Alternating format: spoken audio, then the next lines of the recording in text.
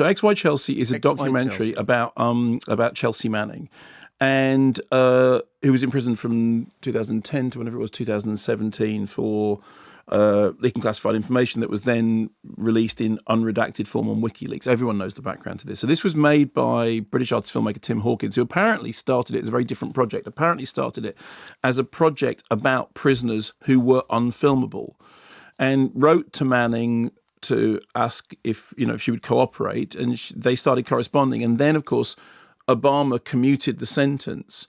So he's there when the commuting happens, and he's there with the legal team when they find out that Chelsea Manning is going to get out.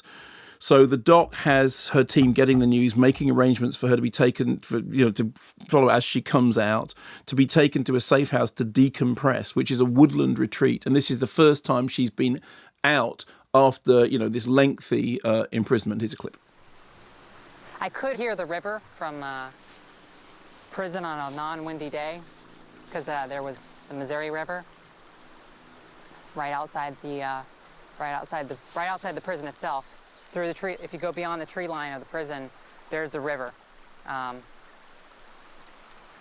And so, but I haven't heard a stream like this. This is just, it's nice. It's nice to have a stream. It's nice to have leaves, Where would you start the story? What story? Your story. That's a good question.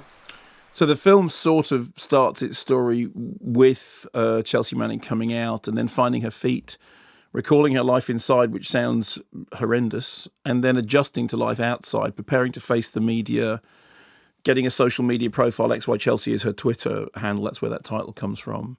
At one point on Twitter, somebody tells her, you should be shot. To which she replies, I was shot for Vogue, which I thought was actually a really good answer.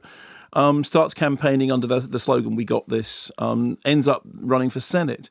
And of course, recently held again because, to testify to refusing to testify to a grand jury in relation to the most recent case. And actually the film ends with this suggestion that they're never going to let this go. And actually, of course, recent events have added a particular,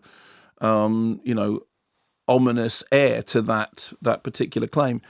I think what's the best way to describe the documentary is by what it isn't. It's not the story of WikiLeaks or Julian Assange.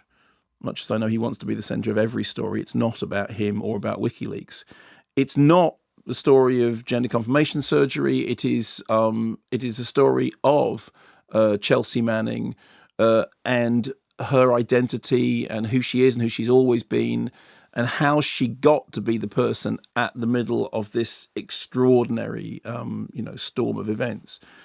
It is the story of, somebody who finds themselves at the center of something which, yes, they got there, through their own actions. I mean, she talks very much about she had decided that she wanted the information to be out there, and the way in which it got out there was a secondary consideration. But it's also, fascinatingly, a portrait of somebody who has been in confinement, coming out into a world which has changed. And I mean, at times it's very heartbreaking. At times it's kind of quite amusing and funny. At times it's always very. I mean, it's funny because we talked about the John McEnroe documentary, which talks about the way in which cameras change the subject.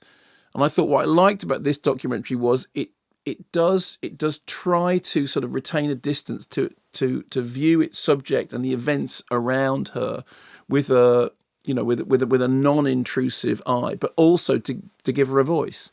And I thought it was a well-made documentary about somebody finding their place in a world from which they were excluded for a very long time.